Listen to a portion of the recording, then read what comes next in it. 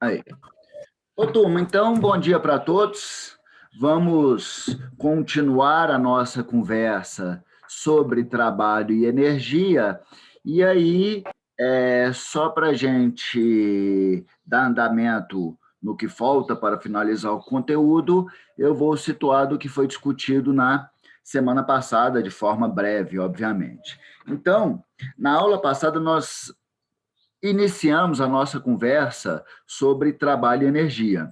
E a primeira coisa que a gente fez foi conceituar o que seria trabalho e o que seria energia, né?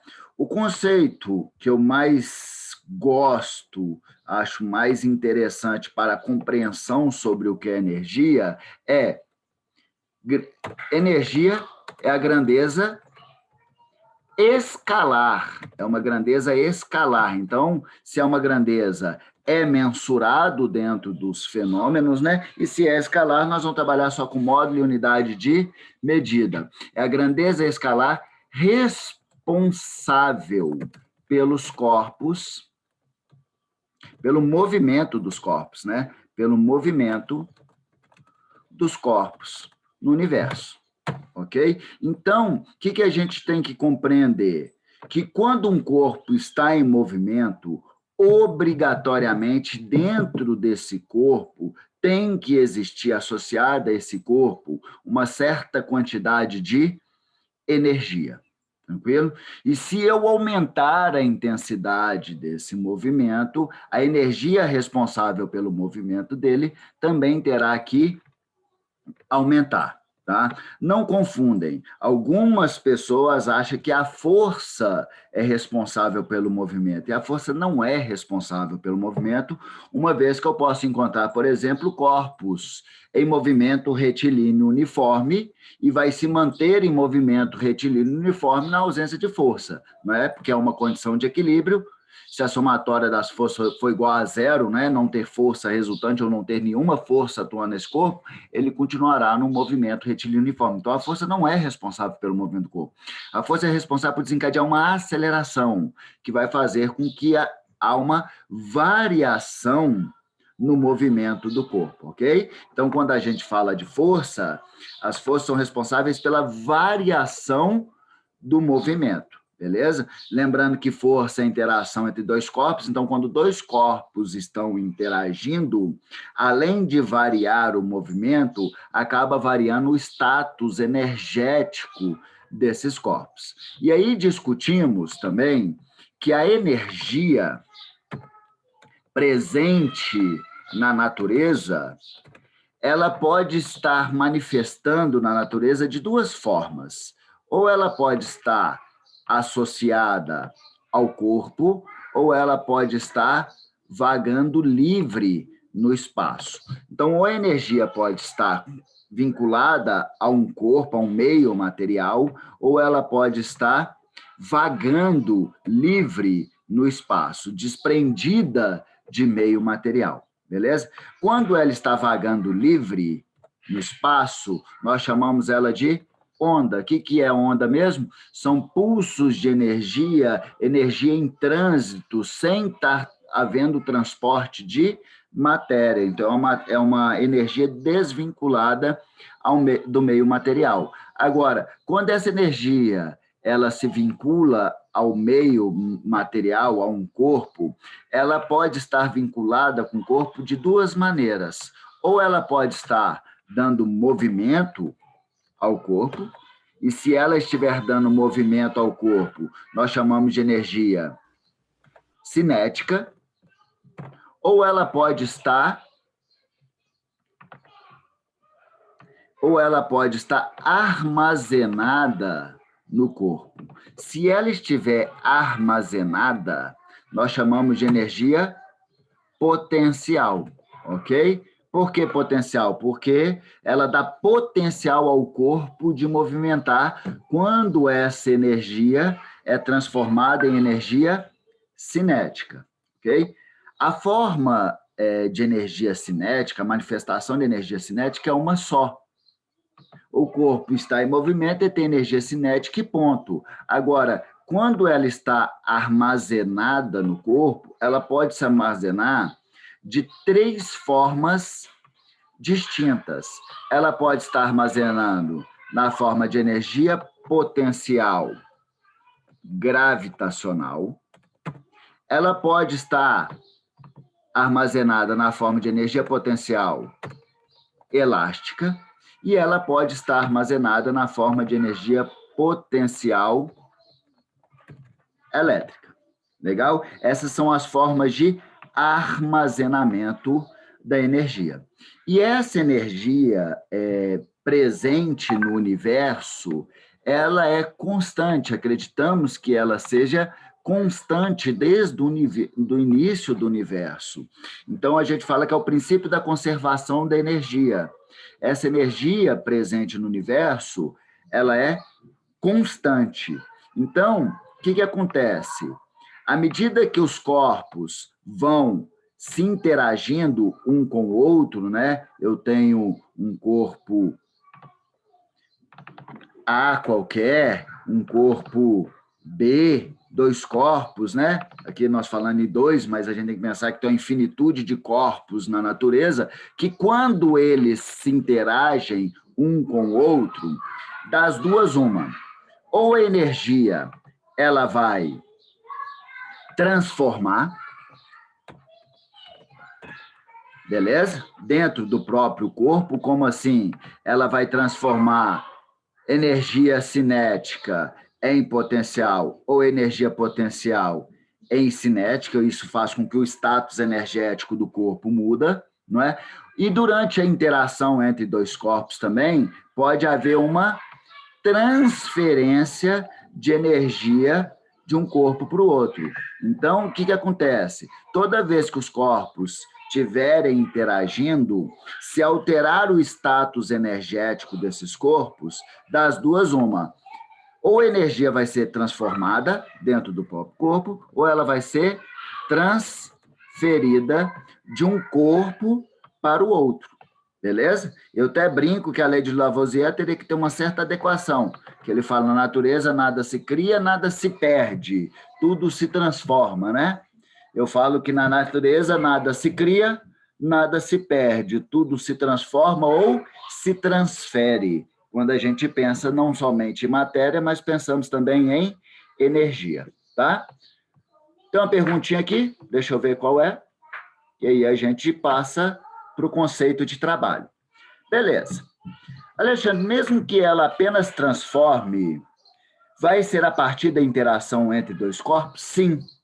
Mesmo que transforme, ela vai precisar da interação entre 2 corpos, ok? O que acontece? Quando nós falamos de transformação da energia dentro do corpo, o corpo não vai perder energia. Tanto é que, quando a gente está analisando a energia responsável pelo movimento do corpo, nós chamamos essa energia de energia mecânica. Eu vou até adiantar um pouco a conversa. Eu falei na aula passada o que era energia mecânica. O que nós consideramos como energia mecânica de um corpo?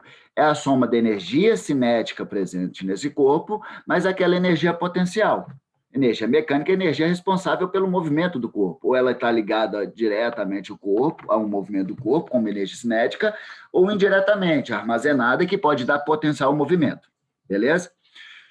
Quando há uma transformação da energia, há uma transformação da energia aqui, a energia mecânica permanece constante, ok? Porque não vai ter perda de energia de um corpo para o outro.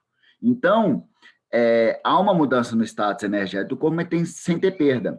As forças que são responsáveis, os tipos de interações, né? Interação entre 2 corpos desencadeia a força, né? A força responsável pela transformação da energia e não a transferência de energia para outros corpos, nós chamamos de forças conservativas. Beleza? Forças conservativas. O que são as forças conservativas? São aquelas forças que, quando elas existem fruto da interação entre dois corpos, em vez da energia ser transferida de um corpo para o outro, ela vai ser transformada. E aí, consequentemente, a energia mecânica vai se permanecer constante. Tanto é que a maioria das análises, a grande maioria das análises que vocês fazem de trabalho e energia em provas de vestibular, eles analisam sistemas conservativos. O que seriam sistemas conservativos? São aqueles sistemas em que as forças que estão mudando o status energético do corpo, elas não estão retirando energia do corpo, só transformando. Então, só vai ter atuação na realização de trabalho, né, que daqui a pouquinho a gente vai relembrar trabalho, das forças conservativas. E quais são as forças conservativas? Gravitacional, elástica e elétrica. O que isso quer dizer? Essas forças conservativas, elas conservam energia mecânica, né? Então, quando elas mudam o status energético do corpo, em outras palavras, quando elas realizam trabalho no corpo, elas não retiram nem põem energia no corpo, elas vão simplesmente transformar potencial em elétrico, elétrica em potencial. Legal? Ok? Quando a energia é transferida de um corpo para o outro e se dá no momento da interação entre eles, isso acontece devido ao trabalho de forças dissipativas. Forças dissipativas. Forças dissipativas. Um exemplo clássico de força dissipativa, que é aqueles mais costumam citar, inclusive em questões de trabalho e energia, eles adoram falar assim, despreze as forças de atrito. As forças de atrito é um clássico tipo de força dissipativa, que quando ela, por exemplo, está atuando contrário ao deslocamento do corpo ali, a força de atrito está fazendo o quê? Pegando energia do corpo cinética e dissipando do corpo para outros corpos na natureza. Aí isso faz com que a energia mecânica do corpo diminui, porque não está simplesmente havendo uma transformação de cinética em potencial ou potencial em cinética. Ele está pegando energia cinética do corpo e retirando de um corpo e passando para o outro.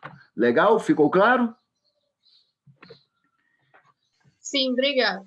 Show de bola. Então, essa é a ideia da energia presente no universo e o que acontece com ela quando há interação entre esses corpos. Nós aqui não vamos ficar discutindo sobre energia livre no espaço, porque aí a gente já discutiu em ondulatória. Nós vamos ficar estudando simplesmente a energia associada ao corpo, responsável direta ou indiretamente pelo movimento desses corpos, tá bom? Então, beleza.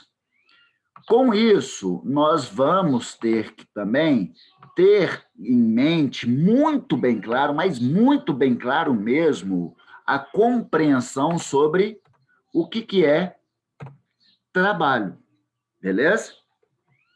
Nós falamos no conceito físico de trabalho que um corpo realiza trabalho quando a variação da sua energia cinética, ok? Então, um corpo realiza trabalho quando a variação da sua energia cinética. E como que eu vario a energia cinética de um corpo? Aumentando ou diminuindo a sua velocidade. Como eu aumento ou diminuo a velocidade de um corpo? Gerando uma aceleração tangencial, uma aceleração na direção do movimento, ok? E como que eu gero aceleração no corpo? Gerando força a partir das interações. Então, nas interações que dois corpos têm, pode ser gerado trabalho ou não, beleza? Se fosse gerar trabalho, é porque houve uma variação de energia cinética. Então, relembrando o que foi discutido na aula passada, imagine que eu tenha um corpo qualquer, e que esse corpo esteja inicialmente em repouso. Se ele estiver em repouso, ele não tem energia cinética. A energia cinética dele é igual a zero, não é isso? Se eu gerar uma força neste corpo, o que vai acontecer? Essa força vai desencadear uma aceleração, no sentido dessa força, gerando uma aceleração, esse corpo vai ter um ganho de velocidade. Tendo um ganho de velocidade, nós afirmamos que esse corpo ganhou energia cinética. Beleza? Ele ganhou energia cinética. Então, o que eu posso concluir com isso? Que as forças que atuam no sentido do deslocamento, elas vão ser responsáveis pela energia cinética aumentar. Então, a variação da energia cinética vai ser uma variação positiva. Então, no caso de um corpo realizar um trabalho positivo, ter uma variação de energia cinética positiva, um trabalho do corpo ser um trabalho positivo, isso é devido a um trabalho das forças que estão no sentido do deslocamento. Então, forças que estão no sentido do deslocamento, elas que são responsáveis pelo trabalho positivo do corpo, pelo ganho de energia cinética. Que pode ter esse ganho de energia cinética? Vindo da energia que estava armazenada dentro do corpo, e se for pela energia que está armazenada dentro do corpo, essa força vai ter que ser uma força o quê? Conservativa, não é isso? Qual? Força gravitacional, força elástica, força elétrica. Tá bom? Agora, se a força gerada no corpo estiver contrária ao deslocamento, a aceleração desencadeada por ela também será contrária ao deslocamento. Isso faz com que desencadeie-se um movimento retardado, que a velocidade desse movimento diminua. Se a velocidade diminuir, a gente tem que sempre lembrar que variação é final menos inicial, né? Então, a variação da energia cinética será negativa. Então, para que um corpo realize trabalho negativo, é devido à ação de forças atuantes contrário ao deslocamento. Então, o trabalho negativo em um corpo se dá pelas forças atuantes contrário ao deslocamento. E vimos também que se a força atuante no corpo estiver perpendicular ao deslocamento, a aceleração desencadeada será perpendicular ao deslocamento, e essa aceleração não vai ser tangencial, vai ser uma aceleração centrípeta. E a aceleração centrípeta não muda o módulo da velocidade, não muda a intensidade do movimento. Então, se ela não muda a intensidade do movimento, ela não altera a energia cinética desse corpo. Então, o que a gente pode concluir? Que forças perpendiculares ao deslocamento, elas não realizam trabalho naquele corpo. Legal? Então, toda vez que eu for analisar sobre o trabalho das forças atuantes em um corpo, eu tenho que enxergar quais forças estão atuando no corpo e verificar aquelas que estão na direção ou perpendicular ao deslocamento. As que estiverem perpendicular não realizam trabalho. Aquelas que estiverem na mesma direção do deslocamento realizam trabalho. No mesmo sentido, um trabalho positivo, sentidos contrários, um trabalho negativo. Legal? Ficou claro? Então, o trabalho de um corpo se dá pela variação da energia cinética. Só que na hora que eu vou analisar o trabalho, a gente tem que tomar um cuidado muito grande. A questão pode perguntar sobre o trabalho do corpo, que eu posso definir pela ocorrência de variação de energia cinética ou não, e vou mostrar como calcula depois, mais para frente. E ele pode perguntar o trabalho de uma força, somente, não o trabalho do corpo. Aí o trabalho da força eu tenho que analisar aquela força específica, beleza? O trabalho de um corpo, ele também pode ser determinado pela somatória dos trabalhos de cada uma das forças do trabalho de cada uma das forças atuantes nesse corpo. Então, você tem dois caminhos de chegar no trabalho de um corpo. Pela identificação da variação da energia cinética, né? E calcular a energia cinética final e inicial, e se souber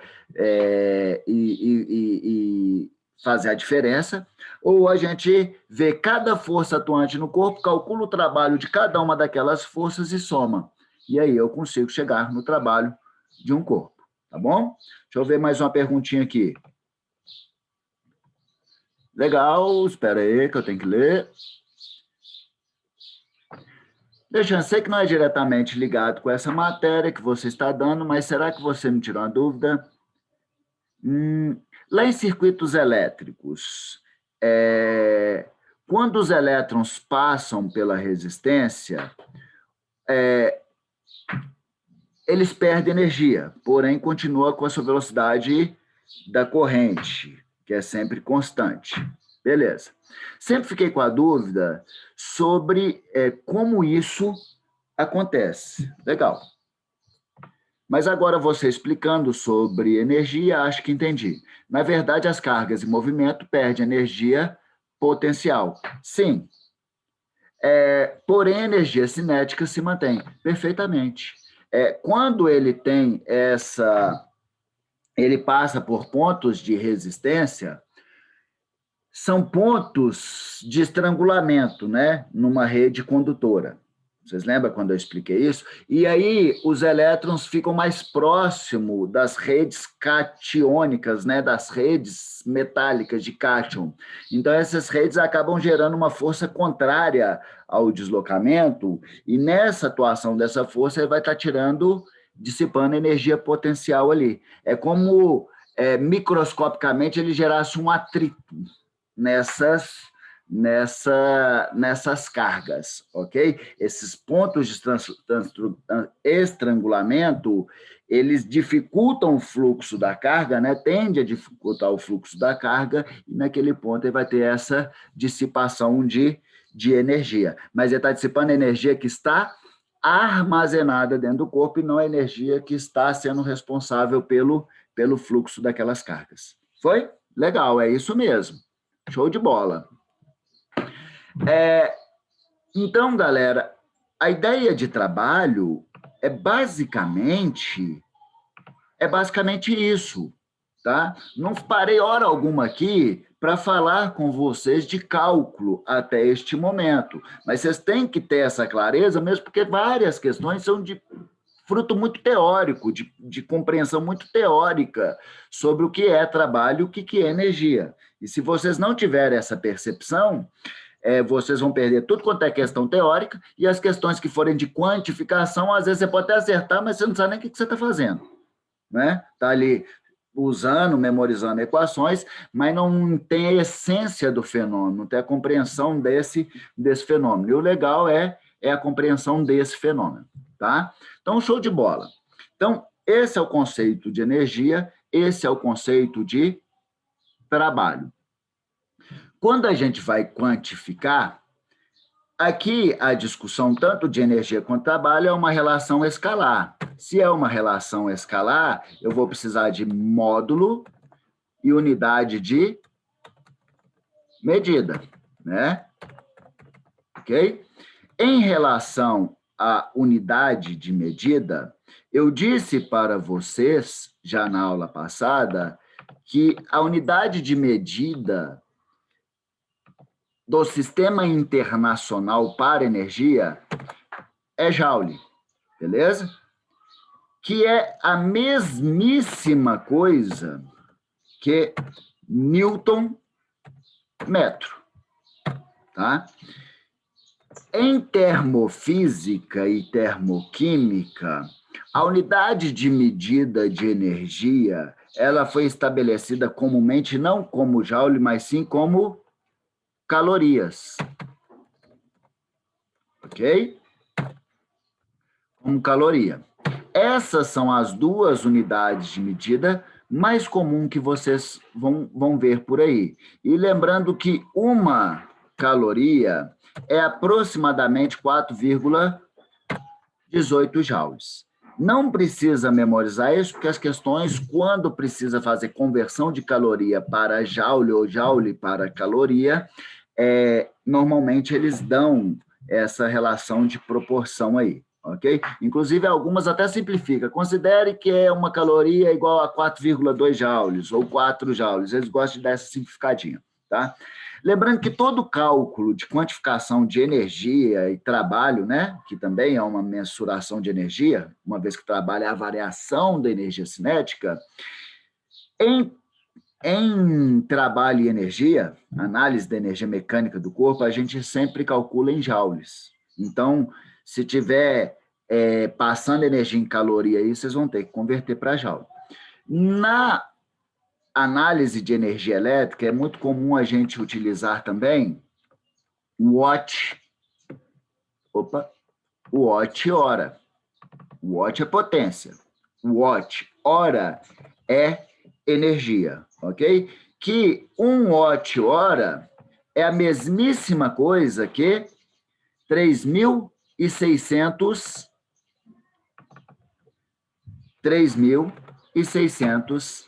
joules, ok? Legal. Então, vamos lá. Continuando a nossa discussão. Tendo esse conceito em mente, aí do que é princípio da conservação, a energia permanece constante, o que é energia mecânica, o que é sistema conservativo, o que é um sistema dissipativo, isso tudo a gente já discutiu aqui. Agora a gente parte para quantificação. Já falamos de energia mecânica, né? Que é a energia cinética mais a potencial, e falando de energia mecânica, você sempre tem que lembrar, é um sistema conservativo ou é um sistema dissipativo? Normalmente, quando vocês vão fazer uma análise de trabalho e energia, de uma situação qualquer em questões, vocês têm que verificar se ele está desprezando ou não o atrito. Se ele desprezar o atrito, ele está querendo deixar bem claro para vocês que vai ser um sistema conservativo. Então, em todos os pontos de análise em que o corpo estiver, ao longo de todo o seu movimento, a energia mecânica vai ser exatamente a mesma. Então, fica mais fácil a análise, porque eu posso igualar a energia mecânica de um ponto com a energia mecânica de outro ponto, tá? Agora, se for um sistema dissipativo, o que eu vou enxergar ali? Se for um atrito, se considerar atrito, o atrito vai estar atuando contrário ao deslocamento, esse sistema vai ser um sistema dissipativo e a energia mecânica vai diminuindo ao longo do seu deslocamento, porque o atrito vai estar atuando ao longo do deslocamento, retirando energia desse corpo, tá bom? Legal. Continuando, então, a nossa discussão de quantificação. Toda quantificação de trabalho de uma força que chegou à compreensão do trabalho do corpo, que é a somatória dos trabalhos das forças, eles viram que tem dois fatores que determinam no trabalho, na variação da energia cinética do corpo. A força gerada nele, que quanto maior for a força, maior é a aceleração desencadeada, então maior vai ser o ganho de velocidade que ele vai ter, e o deslocamento, porque quanto mais ele deslocar, mais tempo essa aceleração vai estar atuando, maior vai ser o ganho ou perda de velocidade desse corpo. Claro que quando a força estiver atuando na direção do deslocamento. Então, para quantificar a energia variada, o trabalho desencadeado por uma força, ele foi a partir da área do gráfico de força por deslocamento. Eu já tinha discutido isso com vocês, né? E que a área é a região compreendida entre a função e o eixo X. Que se eu pegar uma força que atuou de forma constante no corpo ao longo do deslocamento, o trabalho dessa força pode ser determinado por força vezes deslocamento. Então, de onde que vem essa ideia que trabalho é força vezes deslocamento? Pela área do gráfico força por deslocamento, ok? Tem alguns lugares, você vai ver força vezes deslocamento vezes cosseno de θ. Sei lá, não sei pôr o símbolo, eu vou pôr um arroba aqui, tá? E lembra que esse arroba representa θ. Cosseno de θ. Foi? Quando eles estão falando isso, esse cosseno de θ é para falar o quê? Que somente as forças que estão na direção do deslocamento realizam trabalho. Então, se uma força estiver perpendicular, cosseno de 90 é zero, ela não realiza trabalho. Se a força tiver com uma certa angulação, somente a componente ortogonal que estiver na direção do deslocamento, que é responsável pelo trabalho. Esse θ é o ângulo formado entre a força e a velocidade, ok? Tá bom? Show de bola. Se a força não for constante, eu não vou conseguir calcular o trabalho por força vezes deslocamento. Então, se a força não for constante, o trabalho vai ter que ser determinado pela análise da área do gráfico. Beleza? Lembrando que áreas acima sobre o eixo X seria a força que está no sentido de deslocamento, é uma força positiva, ela vai estar realizando um trabalho positivo, e áreas que são forças que são contrárias ao deslocamento, nós vamos considerar como forças negativas, que vão estar realizando um trabalho negativo. Tá bom? Legal. Continuando, então, a nossa discussão sobre a quantificação de trabalho, nós vimos na aula passada. Legal. Para a gente prosseguir agora, nós vamos quantificar como que a gente faz para quantificar as energias presentes no corpo sem precisar calcular sem ter essa análise de trabalho de um corpo. Como que eu faço para calcular a energia cinética e as energias potenciais? Como falta só 4 minutinhos para encerrar o link, eu vou finalizar esse link, mando outro para vocês. Ah, não, agora não está travando mais não, né?